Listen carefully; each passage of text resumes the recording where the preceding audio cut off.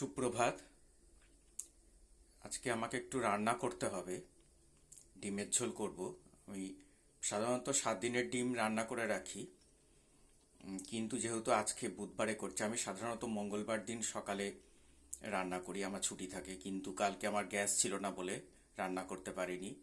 এই 6 দিনের 12টা ডিম আমি জলের মধ্যে দিয়ে দিয়েছি, এগুলো সেদ্ধ হতে থাক। এগুলো যেহেতু পোলট্রির ডিম, সেই জন্য এগুলো ভাতের মধ্যে দিলে হয় না। আর আমার তো একার অল্প একটু ভাত, ডিমগুলো একেবারেই সেদ্ধ হবে না, তার ফলে খোসা ছাড়ানো যাবে না।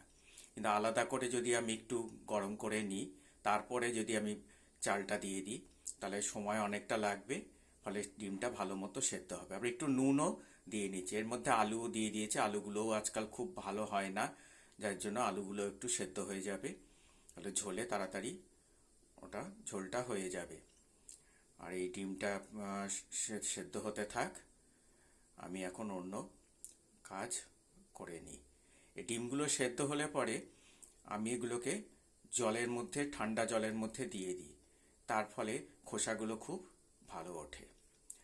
এই রান্নার জন্য আজকে আমাকে অনেক সকালে উঠতে হয়েছে, প্রায় 4:15 তখন উঠেছি। দেখুন এখনো বাইরে বেশ অন্ধকার আছে, এই দেখুন এখনো বাইরে কিরকম অন্ধকার।